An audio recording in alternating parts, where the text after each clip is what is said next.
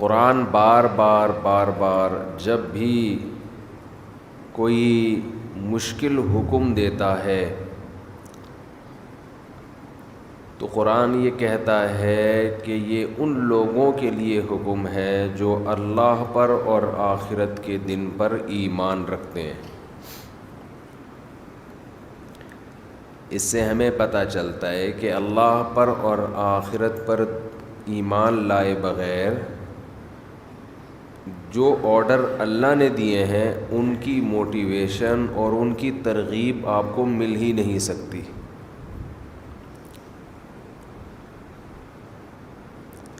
مثال کے طور پر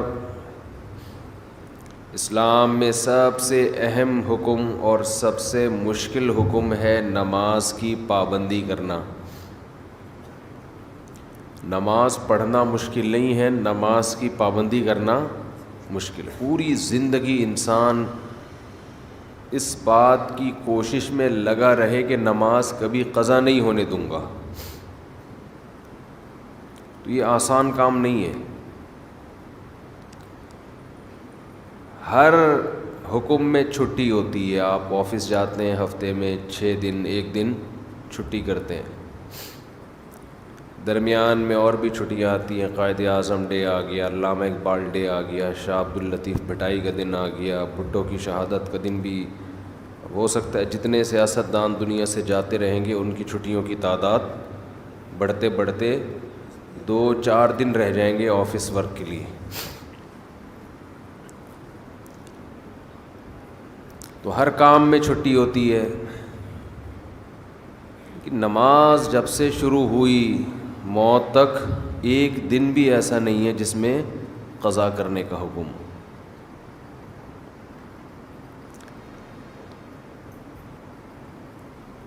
تو اتنی پابندی جب کسی حکم کی ہوتی ہے تو انسان بعض دفعہ تھکنے لگتا ہے، پھر اس میں جماعت کی پابندی کرنا۔ اس لیے قرآن نے کہا وَإِنَّهَا لَكَبِيرَةٌ إِلَّا عَلَى الْخَاشِعِينَ، یہ نماز ایک مشکل کام ہے، یعنی اللہ کسی حکم کو مشکل خود سے نہیں کہتا۔ نماز کی پابندی کو اللہ کیا کہہ رہے ہیں؟ یہ ایک مشکل کام ہے، إِلَّا عَلَى الْخَاشِعِينَ، مگر ان لوگوں پر۔ فہد بھائی موبائل کو نہ دیکھیں، بیان سنیں، ٹھیک ہے نا؟ سب کے لیے ہو رہا ہے تو آپ کے لیے بھی ہو رہا ہے نا۔ آپ بھی پرسوں عشاء میں شارٹ تھے۔ وَإِنَّهَا لَكَبِيرَةٌ، یہ مشکل کام ہے، إِلَّا عَلَى الْخَاشِعِينَ، مگر ان لوگوں پر جن کے دل میں اللہ کا خوف ہے۔ اب دیکھو اللہ نے نسخہ بھی خود ہی بتا دیا کہ اگر اس مشکل کو آسان بنانا چاہتے ہو تو اپنے اندر اللہ کا خوف پیدا کر لو۔ سوال پیدا ہوتا ہے خوف کیسے پیدا کریں؟ بھئی خوف کیسے پیدا کریں؟ اب یہ تو اختیار میں نہیں ہے نا۔ آپ اگر یہ تصور کرنا شروع کر دو کہ میرے دل میں فلاں کا ڈر بیٹھ جائے، تو یہ صرف ڈر بیٹھنے کے تصور سے ڈر نہیں بیٹھے گا۔ تو اب اللہ نے آگے خوف پیدا کرنے کا طریقہ بیان کر دیا۔ خوف پیدا کرنے کا طریقہ کیا بتایا؟ الذین یظنون انہم ملاقو ربہم، یہ وہ لوگ ہیں جن کو یقین رہتا ہے کہ یہ اپنے رب سے ملاقات کرنے والے ہیں، وَأَنَّهُمْ إِلَيْهِ رَاجِعُونَ، اور انہوں نے اس اللہ کی طرف لوٹ کر جانا ہے۔ جب آپ یہ تصور کر لیں گے کہ یہ دنیا ختم ہونے والی ہے اور ہم نے یہاں سے نکل کے جانا ہے، اللہ کے سامنے کھڑے ہونا ہے، تو ہر مشکل کام آپ کے لیے آسان۔ میں عجیب بات بتاؤں، اسلام میں ہر بیماری کا یہی علاج، ہر پریشانی کا بھی یہی علاج، ہر ٹینشن کا بھی یہی علاج، ہر مشکل کام کا بھی یہی علاج۔ وہ کیا علاج ہے کہ ہم نے جانا کہاں ہے؟ اللہ کے پاس. بعض حکیموں میں مشہور ہوتا تھا ہر بیماری کا ایک ہی چورن ہے ان کے پاس، ہر بیماری کا ایک ہی چورن. وہ شاید فراڈی ہوتے ہوں، لیکن اسلام میں ہر بیماری کی ایک ہی دوا ہے، اور یہ زبردست دوا ہے. دیکھیں اللہ تعالیٰ نے جب ہمیں کوئی غم اور پریشانی ہو تو اللہ نے اپنے نیک بندوں کی جو صفات بیان کی ہیں وہ کیا بیان کی ہیں؟ الذین اذا اصابتہم مصیبہ، انہیں جب کوئی مصیبت پہنچتی ہے، قالوا تو یہ کہتے ہیں، انا للہ، ہم اللہ کے لیے ہیں، وانا الیہ راجعون، ہم نے جانا کہاں ہے؟ اللہ کے پاس. مصیبتن میں تنوین ہے، تنوین. اگر یہ ہوتا نا المصیبہ، اس کا مطلب ہوتا کوئی خاص قسم کی جب مصیبت پہنچتی ہے تو یہ کہتے ہیں. خاص قسم کی مصیبت کچھ بھی ہو سکتی ہے، لیکن یہاں ہے مصیبتن، کسی بھی قسم کی مصیبت، کسی بھی قسم کی ٹینشن، کوئی پریشانی، کوئی پیسے لے کے بھاگ گیا، کاروبار میں نقصان ہو گیا، بیماری آ گئی خطرناک، بچے نافرمان ہو گئے،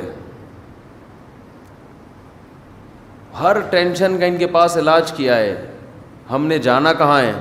اللہ کے پاس.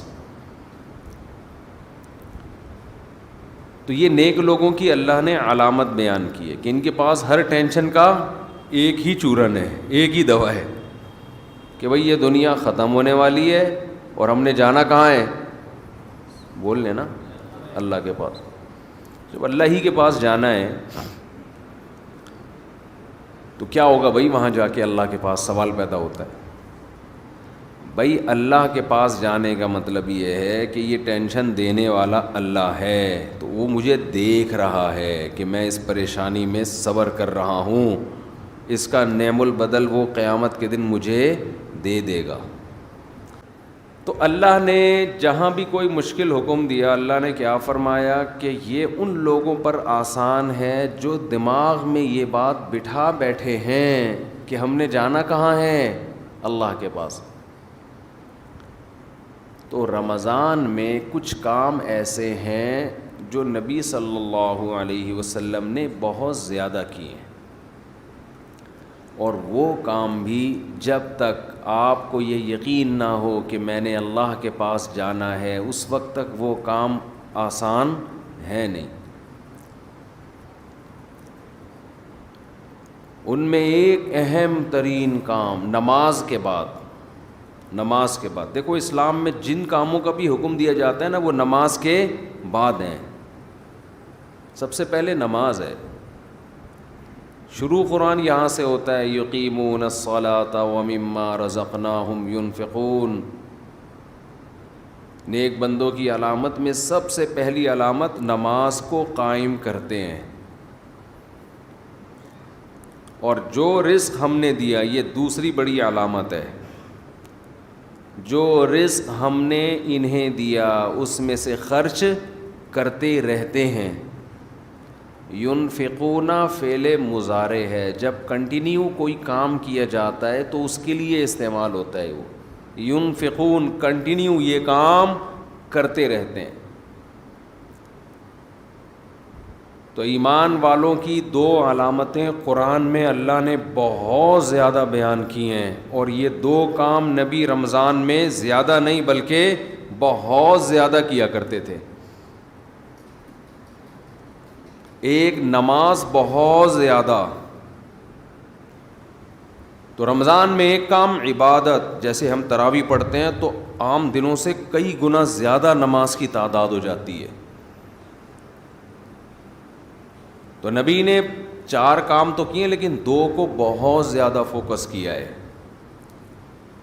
ایک نماز کی بہت زیادہ کثرت، تو رمضان میں جتنا ٹائم آپ کے پاس رہ گیا ہے نماز کی مقدار بولو بھائی بڑھا دیں، اور یہ عزم کر لیں پورے سال انشاءاللہ نماز کی پابندی کرنی ہے. جرمانہ رکھیں اپنے اوپر. جب تک انسان اپنے آپ کو سزا نہیں دیتے نا، انسان کا بچہ بنتا نہیں ہے. دنیا میں کوئی بھی نہیں انسان کا بچہ بنتا شرافت سے. یہ دور شر اور آفت کا ہے، شرافت کا نہیں ہے. خود سزا دے اپنے آپ کو. فجر کی نماز جس دن رہ جائے اس دن ناشتہ گول، ناشتہ نہیں کرنا اس دن.